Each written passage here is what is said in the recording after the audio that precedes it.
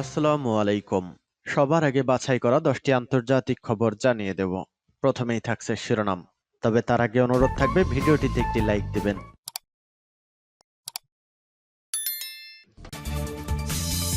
দখলদার ইহুদিবাদী ইসরায়েল এবং ফিলিস্তিন পুরোদমে যুদ্ধ চলছে।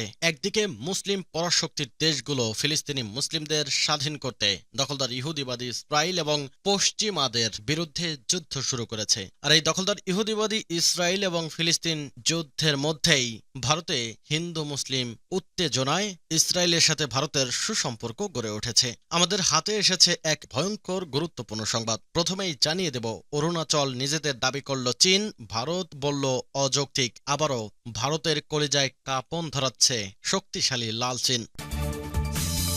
এরপরই জানাবো, রাফায় অভিযানে ইসরায়েলকে সমর্থন দেওয়া হবে না ঘোষণা দিয়েছেন বাইডেন। জানিয়ে দেব, চরম দুর্ভিক্ষের মুখে গাজার বাসিন্দারা, বলছে জাতিসংঘ।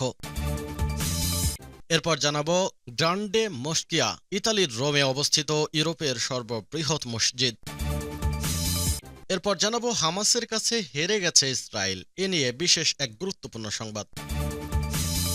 এবং সর্বশেষ জানাবো, ইউক্রেনে সেনা পাঠালে ফরাসি সেনাদেরও লক্ষ্যবস্তু করা হবে বলছে রাশিয়া। এতক্ষণ শুনছিলেন সংবাদ শিরোনাম, এখন বিস্তারিত। অনুরোধ থাকবে ভিডিওটিতে একটি লাইক দিন, কমেন্টস করে জানিয়ে দিন আপনি কোন জেলা থেকে বা কোথা থেকে এই সংবাদটি শুনছেন।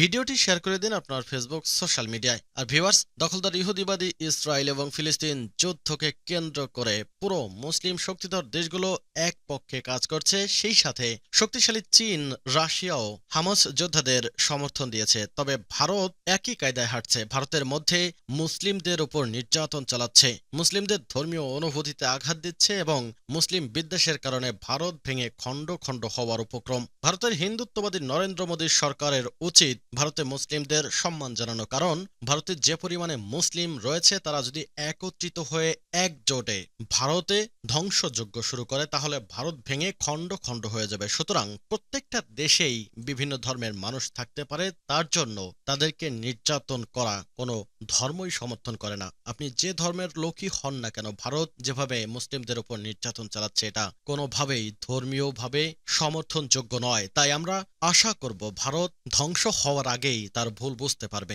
এতে আপনার মতামত কি, কমেন্টস করে লিখে জানান।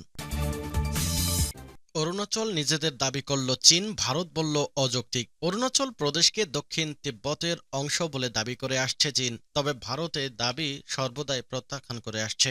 এর মধ্যে গত শনিবার চীনের প্রতিরক্ষা মন্ত্রণালয়ের মুখপাত্র কর্নেল জাং জিয়াসং বিতর্কিত ভূখণ্ড নিয়ে বিবৃতি দেন। সেখানে অরুণাচলের অস্তিত্বকে অস্বীকার করা হয়েছে। বেজিংয়ের দাবি ভারতের নয়, বরং চীনের অবিচ্ছেদ্য অংশ অরুণাচল। যদিও জায়গাটির নাম আদতে জাংনান।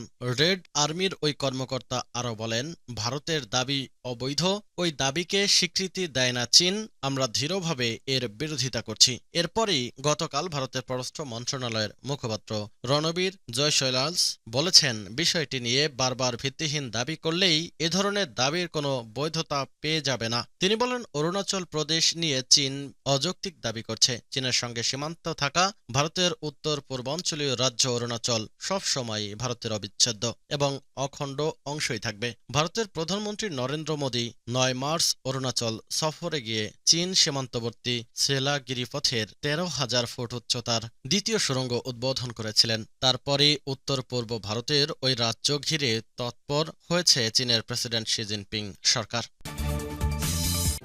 রাফায় অভিযানে ইসরায়েলকে সমর্থন দেওয়া হবে না ঘোষণা দিয়েছে বাইডেন। রাফায় ইসরায়েল বড় কোনো অভিযান চালাতে চাইলে তাতে কোনো ধরনের সমর্থন দেবে না যুক্তরাষ্ট্র।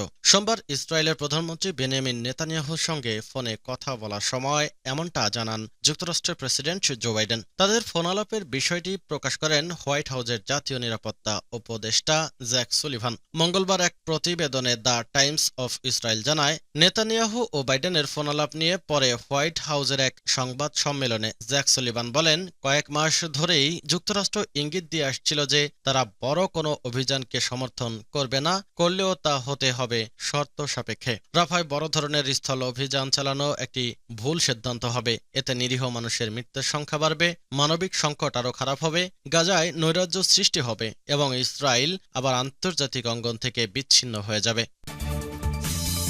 চরম দুর্ভিক্ষের মুখে গাজার বাসিন্দারা, বলছে জাতিসংঘ।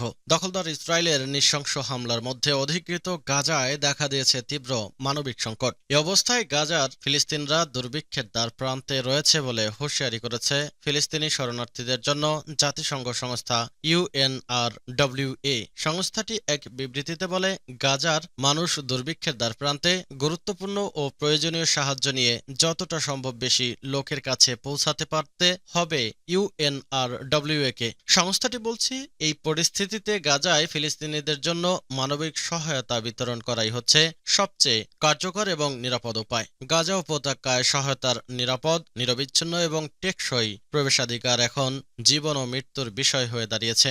ইসরায়েল আক্রমণ গাজাকে ধ্বংসস্তূপে পরিণত করেছে। জাতিসংঘের মতে, ইসরায়েলের বর্বর আক্রমণের কারণে গাজার প্রায় 85% ফিলিস্তিনি বাস্তুচ্যুত হয়েছেন। আর খাদ্য, বিশুদ্ধ পানি এবং ঔষধের তীব্র সংকটের মধ্যে গাজার ওই সকলেই এখন খাদ্য নিরাপত্তাহীন অবস্থার মধ্যে রয়েছে। গ্রান্ডে মস্কিয়া ইতালির রোমে অবস্থিত ইউরোপের সর্ববৃহৎ মসজিদ। ইতালির রাজধানী রোমে ইউরোপের সর্ববৃহৎ মসজিদের অবস্থান। মূল শহর থেকে 4 কিলোমিটার দূরে সবুজে ঘেরা এক মনোরম পরিবেশে অবস্থিত বড় মসজিদ বা গ্রান্ডে মস্কিয়া। 200 মুসল্লি দিয়ে শুরু হওয়া মসজিদটিতে এখন নামাজ পড়ে 50,000-এর বেশি মানুষ। আলহামদুলিল্লাহ। ধর্মপ্রচার নয়, ইসলামের আদর্শ সমুন্নত রাখতে 1966 সালে ইউরোপের সর্ববৃহৎ মসজিদ নির্মাণের পরিকল্পনা করা হয় ইতালির রাজধানী রোমে। এরপর 1984 সালে ভিত্তিপ্রস্তর স্থাপন করা হয় গ্রান্ডে মস্কিয়া মসজিদের। তৎকালীন সৌদি বাদশার অনুদানে মসজিদের ভিত্তিপ্রস্তর স্থাপনের পর 11 বছর পেরিয়ে যায় মসজিদটি উদ্বোধন করতে। রোমের মূল শহর থেকে 4 কিলোমিটার দূরে পারিওলি এলাকায় 3 একর জমির উপর নির্মিত গ্রান্ডে মস্কিয়া। ইউরোপের মধ্যে সবচেয়ে বড় এই মসজিদে একসঙ্গে 12,000 মানুষ নামাজ আদায় করতে পারেন। তবে পবিত্র ঈদ সহ মুসল্লিদের ধর্মীয় অনুষ্ঠানগুলোতে সেই সংখ্যা ছাড়িয়ে যায় 50,000-এর ঘরে। মসজিদে ইমাম মিশরীয় বংশোদ্ভূত ইতালিয়ান নাগরিক ডক্টর নাদের আক্কাদ বলেন, বিভিন্ন দেশের ধর্মপ্রাণ মুসলমান আমাদের অতিথি। ইসলাম ধর্মের প্রচার নয়, বরং এর সৌন্দর্য দেখতেই এই মসজিদ গড়ে তোলা হয়েছে। ইউরোপ সহ বিভিন্ন দেশের মানুষ এখানে আসেন, তাদের ইসলামিক কায়দায় সম্মান দেওয়াই আমাদের লক্ষ্য।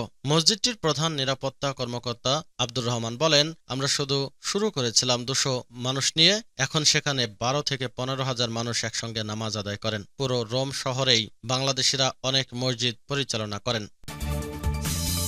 হামাসের কাছে হেরে গেছে ইসরায়েল। ইসরায়েল হামাসের কাছে হেরে গেছে বলে মন্তব্য করেছে তেল আবিবের সাবেক সেনা কর্মকর্তা। তিনি ইসরায়েলের সংবাদ মাধ্যম মারিভকে দেওয়া এক সাক্ষাৎকারে বলেছেন, গাজা উপত্যকা আর লেবাননে হিজবুল্লাহর বিরুদ্ধে ইসরায়েল যা করছে তা আগে বা পরে অবশ্যই বিস্ফোরক হয়ে সবার সামনে আসবে। অবরুদ্ধ গাজায় অব্যাহত আছে দখলদার ইসরায়েলি বাহিনীর বর্বরতা। মৃত্যুর সংখ্যা ছাড়িয়েছে 31,500, কিন্তু এই মৃত্যুর মিছিল কোনোভাবেই থামাতে পারছে না তেল আবিব বাহিনীকে।